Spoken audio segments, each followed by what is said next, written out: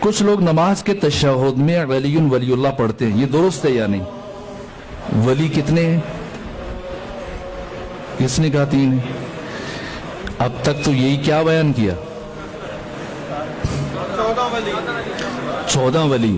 پہلی بات ساتھ دیجئے تاکہ نتیجہ لے سکیں۔ جہاں جس کو کوئی مسئلہ ہو وہ فوراً سے پوچھے تاکہ مسئلہ حل ہو جانا چاہیے۔ اب جب کہ سوال کا جواب شروع کر دیا ہے تو ابہام نہیں رہنا چاہیے۔ ولی کتنے ہیں؟ 14۔ کیا ان 14 میں سے پہلے 3 کی ولایت ہم پر واجب ہے اور باقی 11 کی ولایت واجب نہیں؟ کیا عقیدہ ہے آپ کا؟ سب کی ولایت واجب ہے، یا پہلے 5 کی واجب ہے اور اگلے 9 کی واجب نہیں ہے؟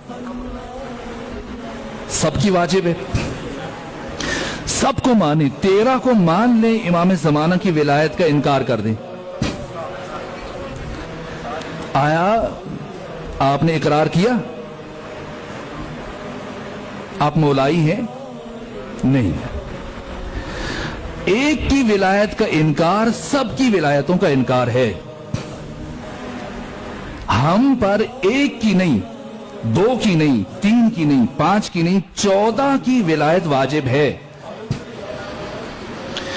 غدیر میں رسول اسلام نے کیا صرف علی کی ولایت کا اعلان کیا؟ سب کی ولایت کا اعلان کیا۔ کیا غدیر میں پیغمبر گرامی اسلام نے علی ابن ابی طالب کے ہاتھ پر جو بیعت کی اور باقیوں سے کروائی، مردوں سے بھی خواتین سے بھی، کیا صرف علی ابن ابی طالب کی بیعت کروائی گئی؟ سب کی بیعت کروائی گئی۔ تو اب سوال بتائیے کہ کیا آپ کا سوال کیا ہے کہ تشہد میں علی کی گواہی کا پوچھ رہے ہیں یا سب کی گواہی کا پوچھ رہے ہیں؟ آپ علی کی گواہی دیں تو کیا امام حسن کی گواہی واجب نہیں ہے؟ جس دلیل کی بنیاد پر علی ابن ابی طالب کی ولایت کی گواہی واجب ہے، اسی دلیل کی بنیاد پر امام حسن مجتبی کی گواہی بھی واجب ہے یا نہیں؟ جہاں اختلاف ہو بتائیے گا، میں بہت رک رک کے چل رہا ہوں۔ جی خوب، میں عرض کرتا ہوں، اگر امام حسن مجتبی کی ولایت کی گواہی واجب ہے تو امام حسین کی بھی واجب ہے، فرق نہیں ہے۔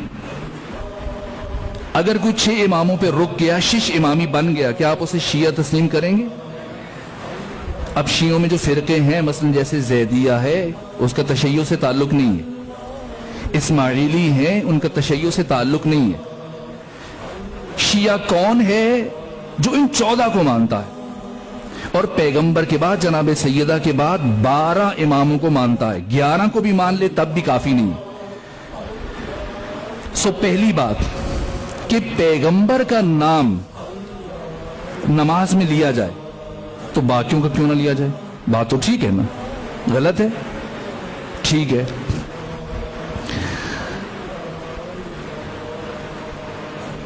علی سے لے کر امام زمانہ تک بس پیغمبر کا نام لینا کافی نہیں۔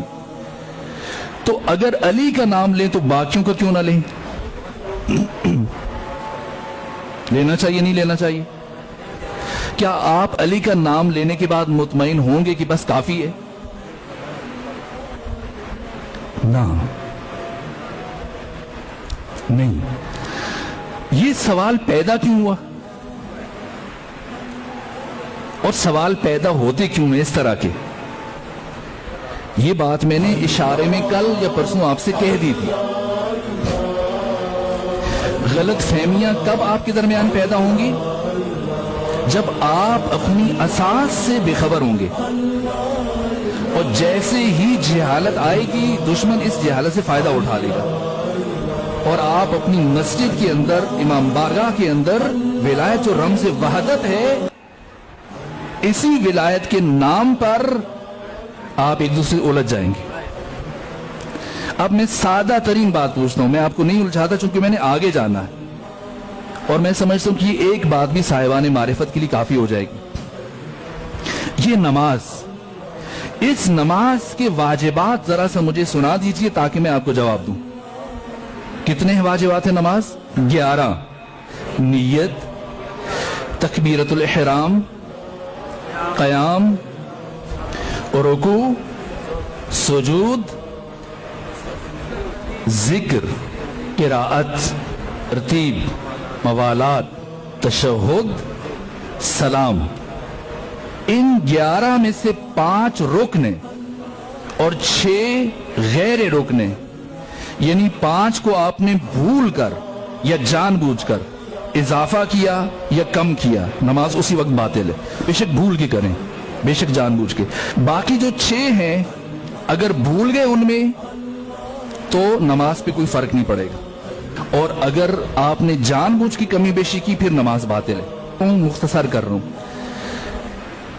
आप नमाज में जो जिक्र पढ़ते हैं उनमें से एक है दुरूद, जिसे आप सलावात कहते हैं। बताइए कब कब और कहां कहां पढ़ते हैं? एक ही जिक्र को आपने रुकू में भी पढ़ा, सजदों में भी पढ़ा, कुनूत में भी पढ़ा, तशहुद में भी पढ़ा, ठीक है?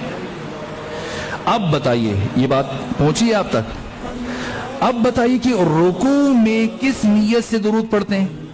रुकू में मुस्तहब, सजदों में मुस्तहब, कुनूत में मुस्तहब, और तशहुद में क्यों भाई?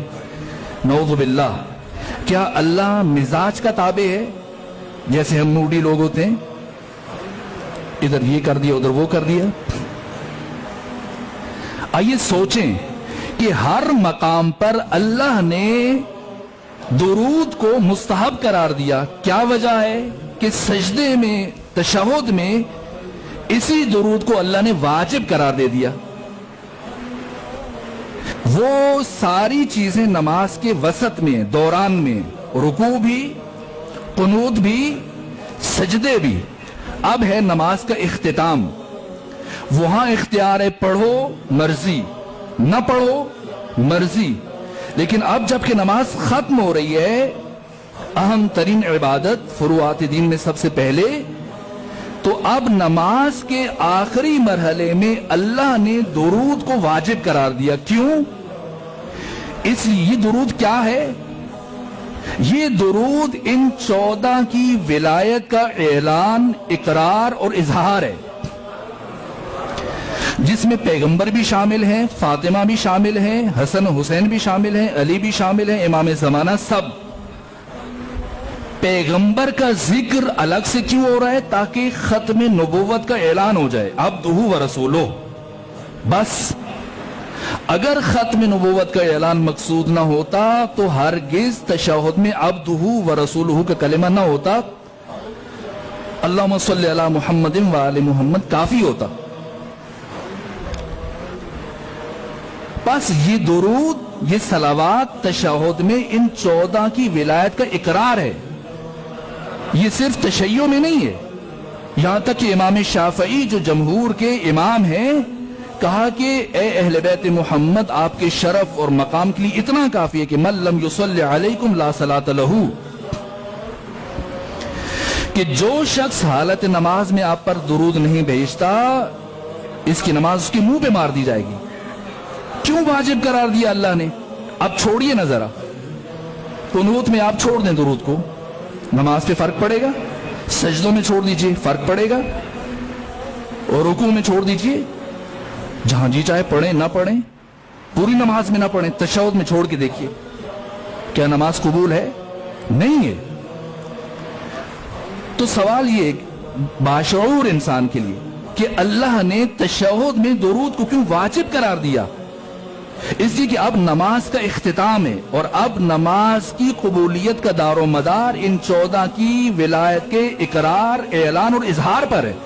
रुकू में पढ़ते हैं या नहीं पढ़ते? सुजूद में, कुनूत में, तशहुद में, मुस्तहब या वाजिब?